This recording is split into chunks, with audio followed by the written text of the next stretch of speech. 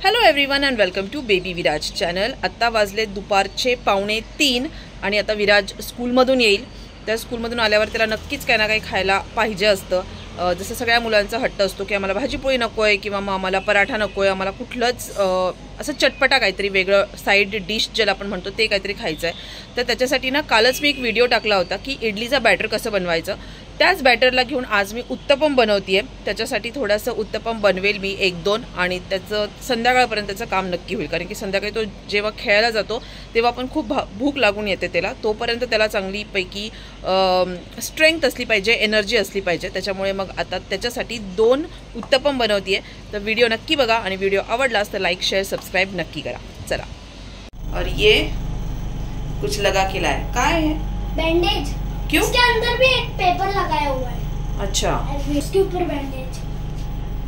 काय झालं काय तिथे?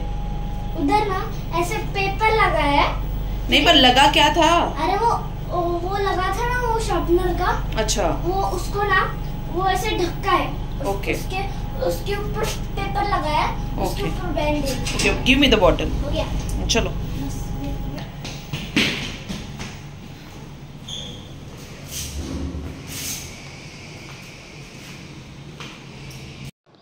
चला तर इथे बॅटर मला जेवढं हवं आहे तेवढं मी घेऊन टाकलेलं एका पातेल्यात। मिरची, कढीपत्ता, कोथिंबीर, टोमॅटो आणि कांदा एवढं मी कापून घेतलंय। तुम्हाला हवं असेल त्याच्यामध्ये चीज ॲड करू शकतात। सोडा टाकूया, थोडंसं मीठ आणि पाणी, ह्या सगळ्या गोष्टी याच्यामध्ये जाणार आहेत। तर आपल्याकडे जितकेही व्हेजिटेबल्स आपण कट करून ठेवलेत सगळे याच्यामध्ये एक एक करून टाकूया। कांदा झाला, कोथिंबीर झाला, टोमॅटो झाले, मिरची झाली, ह्या सगळ्या गोष्टी आपण याच्यामध्ये टाकून दिल्या आहेत। अर्धा चमचा मी याच्यामध्ये मीठ टाकलंय आणि चिमूटभर याच्यामध्ये आपल्याला सोडा टाकायचा आहे। चिमूटभरपेक्षा थोडा जास्त, तर एवढा आपण टाकणार आहोत। आणि सगळ्यात पहिले आपण हे मिक्स करूया। पाणी लगेच टाकायची घाई करायची नाही, कारण की टोमॅटोमध्ये पण पाणी असतं, कांद्यालाही पाणी सुटतं। मग आपण जर पाणी जास्त ॲड करून टाकलं आधीच तर मग आपल्याला त्याचा अंदाज येणार नाही, म्हणून थोडंसंच आपण पाणी टाकून ते पहिले चेक करूया आणि याची कन्सिस्टन्सी परफेक्ट वाटते असं मला वाटतंय। तर आता आपण ह्याला थोडंसं मिक्स करून 1-2 मिनिटासाठी ठेवूया आणि त्याच्यानंतर तोपर्यंत तवा किंवा पॅन तुमच्याकडे जे काही असेल आपण ते गरम करत ठेवायचं आहे। तर इथे मी पॅन आहे माझ्याकडे, एकदम नवीन पॅन आहे, त्याच्यामध्ये खूप छान छान उत्तप्पे डोसा बनतात, त्याच्यामुळे मी तो पॅनच वापरते। भाजीसाठी सुद्धा हाच वापरला जातो।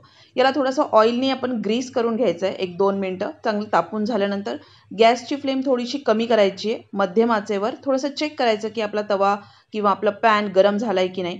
आणि किंवा मग तुम्ही थोडंसं पाणी पण त्याच्यावर शिंपडू शकतात, त्याने सुद्धा आपल्याला कळतं की आपलं पॅन किंवा तवा गरम झालेला आहे का नाही।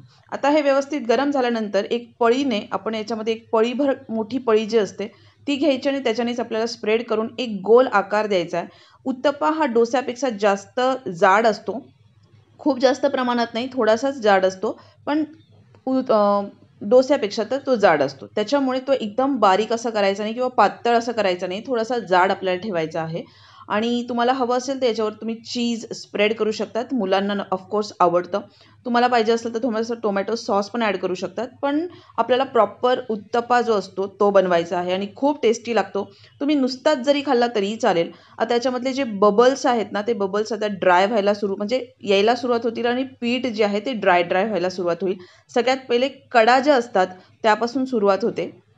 आता हे जसं जसं कडा ज्या आहेत आपल्या त्या सुटायला पण सुरुवात होते, तर आपण याला टर्न अप करून घेऊ आणि बघा किती छान दिसतोय। तर एका साईडने तो व्यवस्थित शेकलेला आहे, जळलेला नाही, काहीच नाही, मस्त क्रिस्पी वाटतो। तसंच आपल्याला दुसऱ्या साईडनी पण करून घ्यायचं आहे। गॅसची फ्लेम फुल नाही ठेवायची आणि एकदम कमी पण नाही ठेवायची, मीडियमवर ठेवायची आणि मधून मधून चेक करत राहायचं आहे। असं अगदीच टाकून कुठेही जायचं नाही, तर मग तो जळून जाईल। 1-2 मिनटं झाले तर त्याच्यानंतर आपण त्याला पुन्हा पलटवून घेणार आहोत। तर एकदा चेक करण्यासाठीच फक्त मी पलटवते, अदरवाईज तुम्हाला सारखं सारखं त्याला पलटवायचं नाही आहे, पण तुम्हाला दाखवण्यासाठी मी ते पलटवणार आहे। तर आता हे चांगलं गरम होतं आहे आणि याच्यामध्ये जे मुलं व्हेजिटेबल्स खात नाही ना, ते सगळे व्हेजिटेबल्स तुम्ही टाकू शकता। हे बघा याचा क्रिस्पीनेस किती छान आहे। तर आता हे आपण प्लेटमध्ये काढून घेऊया।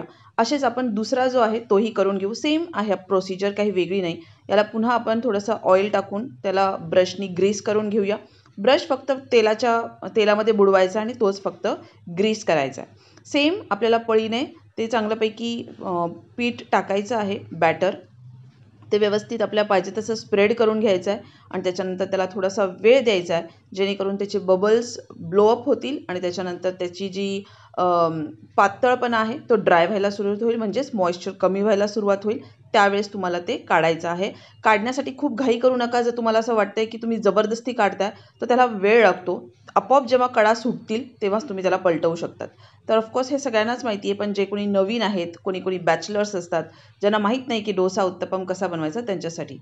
तर हे आता चांगल्यापैकी फुगतं आहे, हे पण तुम्ही बघू शकतात की छान असं फुगल्यानंतर आपण याला टर्न अप करूया. टर्न अप झाल्यानंतर मस्तपैकी याचे व्हेजिटेबल्स तुम्हाला दिसत असतील. मिरची आहे, कोथिंबीर आहे, कांदा आहे, टोमॅटो आहे आणि छान लागतं. चला आता आपण याला सुद्धा थोडंसं पलटूया, म्हणजे तुम्हाला याचा क्रिस्पीनेस दिसतोय. आणि आता हे प्लेटमध्ये काढून घेईल. अशाच प्रकारे तुम्हाला जेवढे बनवायचे असतील तेवढे सगळे बनवून घ्यायचे आहेत. आणि तिसरा जो आहे तो पण आता मी बनवते. हे उत्तपम तुम्ही असेच खाल्ले तरी चालतील, गरम गरम, किंवा मग तुम्ही कुठल्याही चटणीबरोबर खाऊ शकतात. आणि जर छोट्या मुलांना द्यायचं असेल तर ही विराजची प्लेट आहे. याच्यामध्ये मी मेयोनीज आणि टोमॅटो सॉस दोन्ही टाकते, कारण की त्याला चटणी जास्त आवडत नाही.